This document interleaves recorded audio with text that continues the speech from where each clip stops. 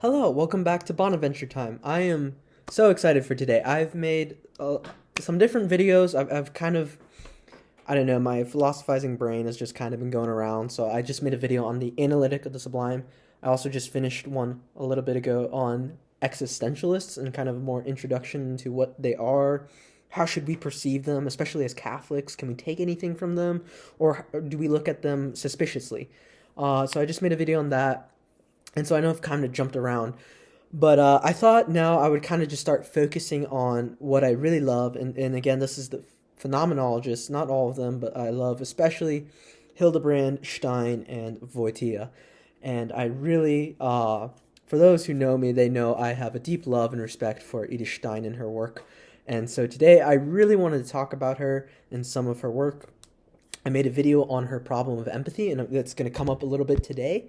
But I also want to talk a little bit. I mentioned I've just finished a book on, or not a book, sorry, excuse me, a video on existentialism and kind of introducing them. So I want to kind of compare one of the existentialists, probably the most famous, Jean-Paul Sartre, and his theory of the look with Edith Stein and her theory of empathy and kind of her psychology and how that combats that. Now, I'm going to start with Sartre and then I'll move to Stein. And just a spoiler alert, I favor Stein's view, but I'll work my way through that. And I kind of want to talk a bit about one of her works where she kind of expands upon this. Now, Jean-Paul Sartre is an existentialist, and he wrote a famous work called Being in Nothingness. Now, this work is dedicated to really answering two questions, you could say. How do I know other people exist? And what's that experience like? And how do I know myself as a self? And for the purpose of this video, I'm going to focus on the first question. And if you want a video explaining more of being in nothingness, just comment and maybe I'll make a video on it. So how do I know others exist and what's the experience of this? Now, Sartre is going to posit, this is something big for him. We can only be a subject or an object at a given time. We can't be both at the same time. So for him, the experience of the other, before we get to that gaze, he's going to say we only know of ourselves. We're experiencing the world, right? Say you become consciousness of a chair, you become consciousness of the glass of water, right? And then you walk out, you're on the streets, you become consciousness of this building. Maybe you're taking in the air and you see the trees, right? Objects. Now, and this is very interesting. He says when you come across a person, this is very interesting. He says you become consciousness of someone. You become consciousness of, in some sense, he wouldn't go as far as to say their subjectivity, but really you become consciousness of them as an object. But before you had met this person, you had thought yourself as the center of the world, right? And this is really interesting. If you're the center of the world, and to be fair, I think he's kind of being egotistical here in a sort of egoism, but if you're the center of the world and you see the other person and you experience them as something different than the other objects because they have a center of, they're in some way experiencing the world as if they're the center of the universe as well, right? Kind of borderline getting to Stein's empathy, if you are familiar with that, but there's some differences here, because for him, this is a conflict theory, and he's kind of adopting this from Hegel in his phenomenology of the spirit, whereas they're the center of the universe. They stole that, is what he would say. They stole the center of the universe from me, you experiencing the stealing. And so it's this conflict theory that you have with the other, right?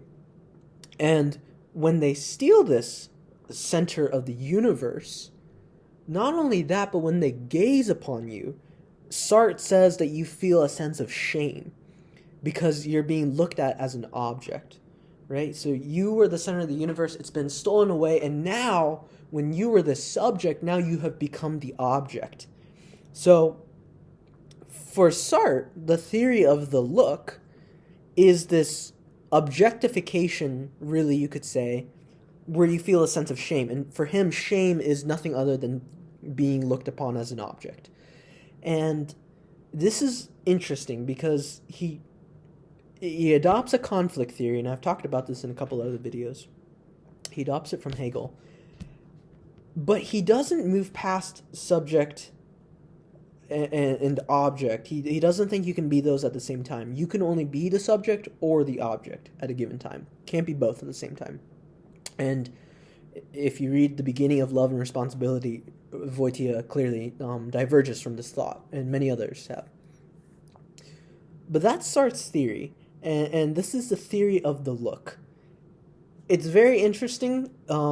It's intriguing if you're following the conflict theory, and if you follow that, you might find it attractive. I do not, and I think a good combatant of this theory is Edith Stein in her theory of empathy.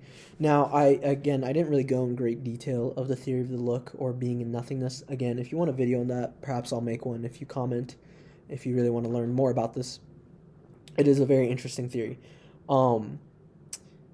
I think Stein makes a great combatant. So today I'm going to bring out, you don't really go through texts, but I really want to go through this because this is one of my favorite texts from Edith Stein. It's her Philosophy of Psychology and the Humanities.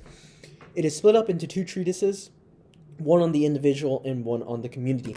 And I want to read to you a quote from here and kind of dive in deeper into kind of how Stein's kind of combating Sartre's theory of the look. She actually responds to Sartre, Kant, and basically Hume.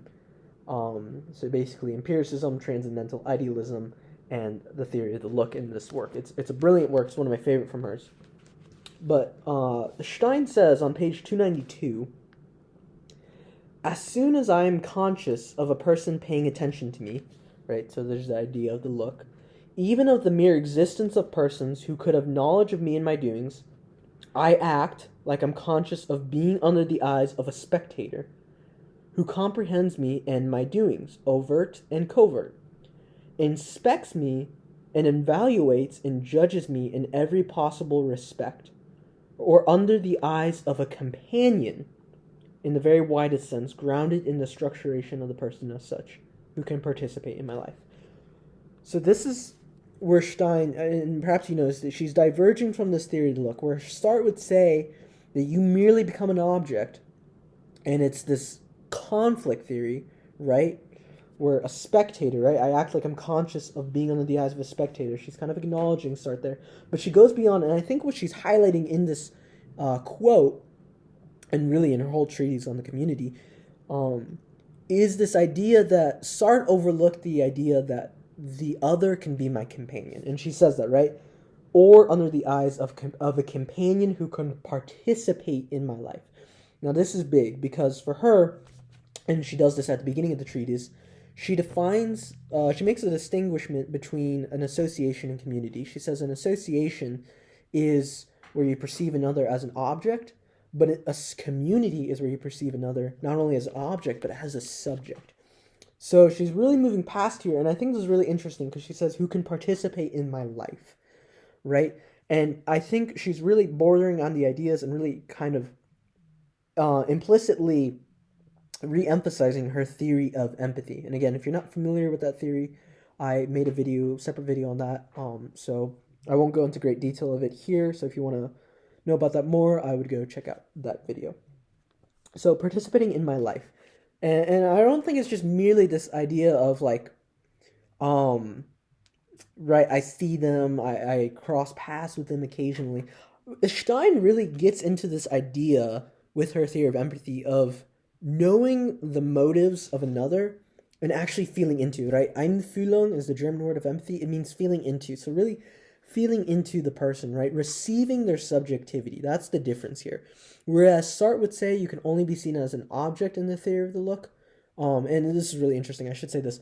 If two people are gazing at each other at the same time, Sartre says you're either the object or you're the subject seeing them as an object. You can't be both at the same time.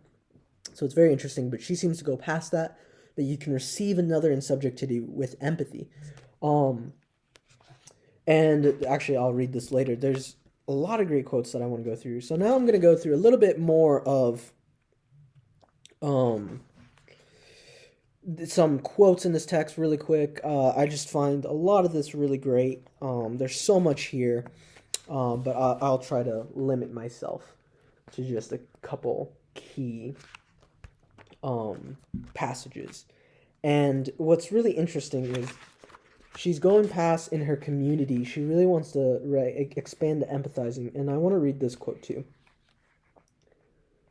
It seems to me that we have to include the empathizing experience under this living through.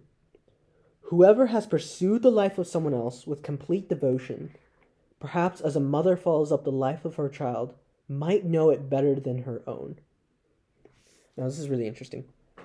And this is more speculative, but again, this is kind of unpacking this idea of empathy and really viewing the other as companion and receiving their subjectivity, because what she's saying here, the mother following up the life of her child, the devotion, right? She knows the ins and outs. She knows the motives, the causalities, and all these things. And Stein would actually argue she might, and she does say might know it better than her own. And whether you buy that statement or not, the point that is explicitly being said here is that this receiving of subjectivity, that you can actually feel into the other person, right? This Einfühlung, this empathy, feeling into them. You can actually know them. They can participate in their life or in your life, right? And this is a very great divergence from the theory of the look, and I think really expanding upon it. Now, I will say Stein's not the only one who's moved past this. Maurice Merleau-Ponty, he's a phenomenologist. His Phenomenology of Perception, he writes a great deal on this and kind of treats this as well, subject and object simultaneously. I mentioned Wojtyła talks about that in Love and Responsibility, and then Simone de Beauvoir will treat this as well. But I think Stein, I just have always had a deep respect for Stein, and I think she just gives a great account. So that's kind of a compare and contrast of Sartre and his theory of the other with Stein's theory of empathy. And really, I think it's a great combatant on the theory of the look. I think it's a great way to kind of move away from this conflict theory that Hegel introduces in the Phenomenology of the Spirit, and Sartre certainly takes up himself. And this book, I say, it just treats so many questions, and I think she does such a great job. And I actually, now that I've kind of done a compare and contrast of those two theories, I want to actually explore this text just a little bit more. It's just such a great text, and kind of introduce you more into Stein and kind of what her philosophy is like. I should say, for Stein, you could say her anthropology and how she views the human person is she is going to argue in this book a unity between the psychology, the mental, the physical, the sensate, and the spiritual and the personal. She wants to find this unity. That's her treatise on the individual. So now, kind of stepping aside from that treatise of the community, going more into the treatise of the individual. For Stein, she separates the person, and she thinks there's 4 phenomenal realms. And what those are, and I just mentioned them, there's the physical, and this deals with matter, right? The material. There's the sensate, and this deals with like the living responsive body, right? Sentient beings. There is the mental, excuse me. This deals with like intelligence and sort of like man as a spiritual being. And then for her, there's the personal. Now, this is kind of distinct for Stein and something that she emphasizes a lot. And I'll read a quote. This is on page 238. The human personality, considered as a whole, shows itself to us as a unity of qualitative distinctiveness that is fashioned out of a core, a formative root. Now, core, this would be in German, the root or the core would be the Kern. Now, for Stein, every human being has a Kern, a core, and that is their individuality. That's what distincts them from other people, right? And this is kind of controversial, actually, in philosophy. If you're an Aristotelian, you would know that what individuates a person for Aristotle is the matter, right? The stuff, which is actually funny because that's actually a philosophical term, stuff, matter. For Stein, it's more of the form that individuates us, and she emphasizes more of the kern, right? It's not the soul, it's not the body, it's not the psyche, right?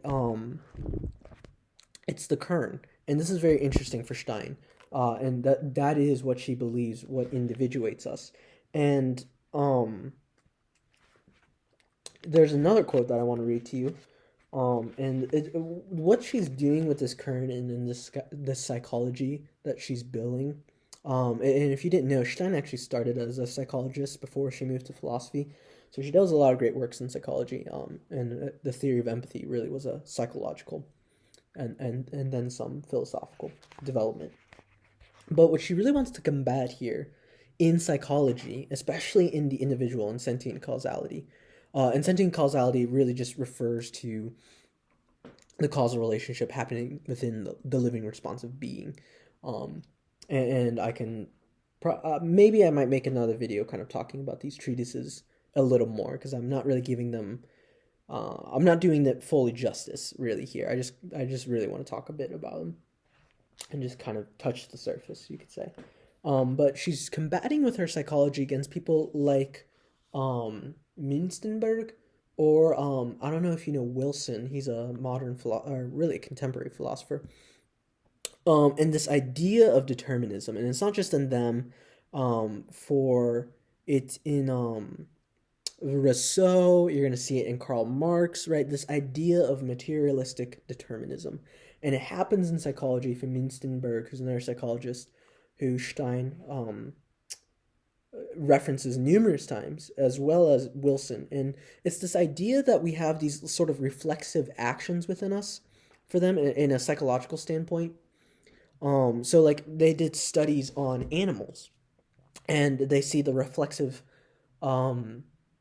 reactions they did, right? They're just instinctive reflexive actions. There's sort of determinism, right? And that's why I say reflexive, right? It happens that way, and it must happen that way, the way they respond to certain environments or certain circumstances, right? So they kind of attribute this psychology and studies done, this biology of the animals, and they attribute it to the psychology of the person. And Stein combats that really with her Kern, the core, and this unique freedom found in this personal core that no one else has.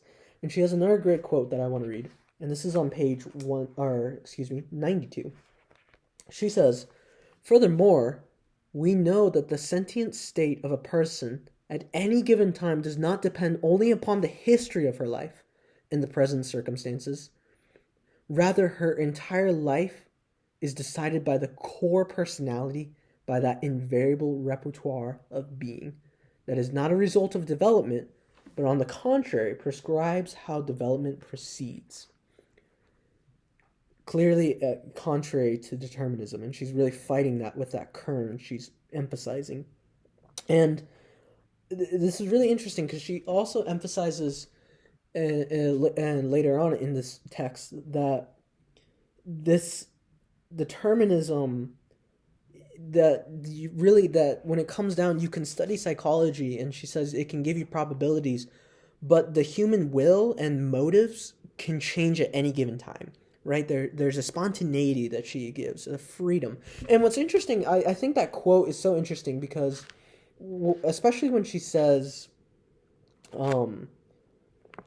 does not only depend upon the history. I almost get a sense of what Kant would say in his motto, of trying to refine freedom, that right against Newtonian physics, that if you take all past principles, you can predict all future principles, right? That's another set of determinism that Kant himself would try to combat, but he gave autonomy to man, which is a problem. Stein does not.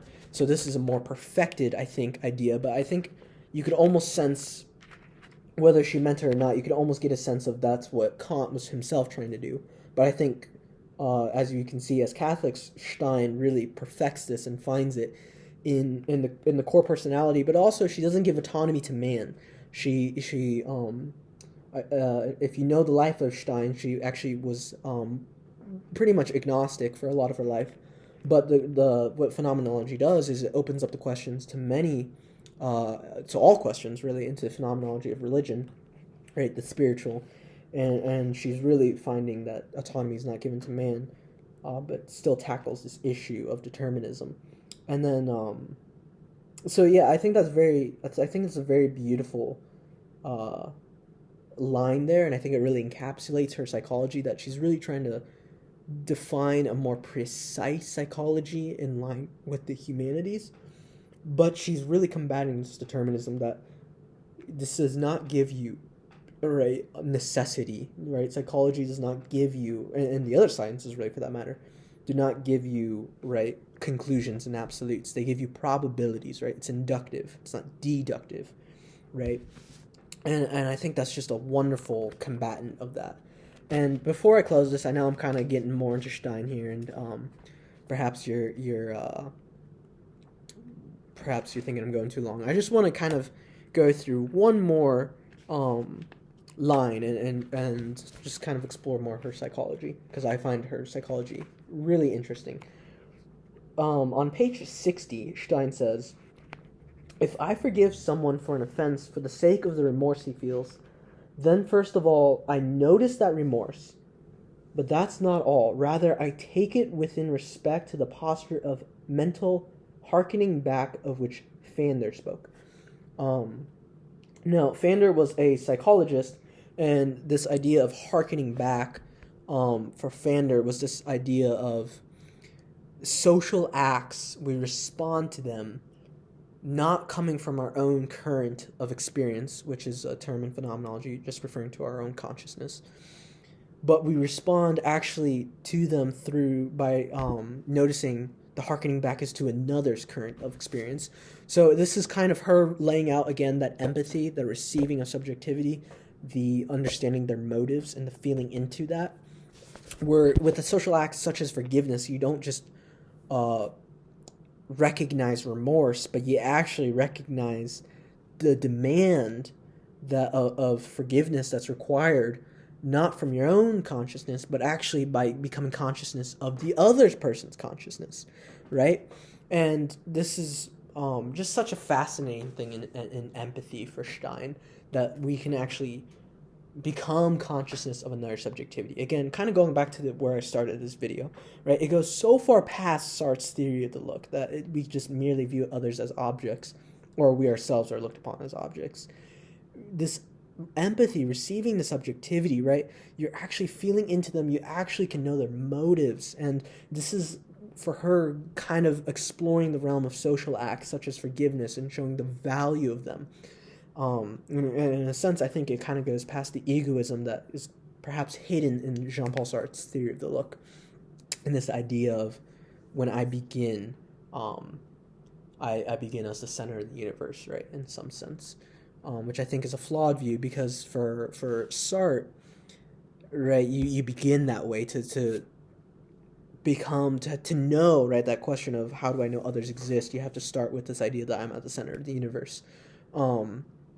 And that's really interesting, because to become consciousness of the other, to know that they have mental activity, you have to look at them as an object, which Stein totally diverts from with this subjectivity, that you can actually receive their subjectivity and they can be subject and object at the same time, which again is also, I know I said I'd end on the other one, but I'll end on this.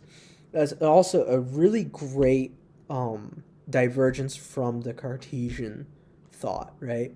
Because for Stein, in this empathy, how do I know that this person I'm empathizing with exists and actually has mental activity, right? Because they have an embodied consciousness. To become conscious of an object and then receive that subjectivity, right? That there's this rejection of the mind-matter dualism that Cartesians propose, right? Descartes would say, and he actually mentions this in his Meditations, when you look out a window, how do I know the person's not a robot, right? I can become consciousness of their body, but how do I know they're not a robot? Because I can't. How do I become consciousness of the mind, right? He has this dualism, right? That the mind can exist outside of the body. Well, Stein's answer to that is simply they are embodied consciousnesses. That's the difference with phenomenology. And so to become consciousness of the object presupposes that they have mental activity, that they have a consciousness, because it's embodied.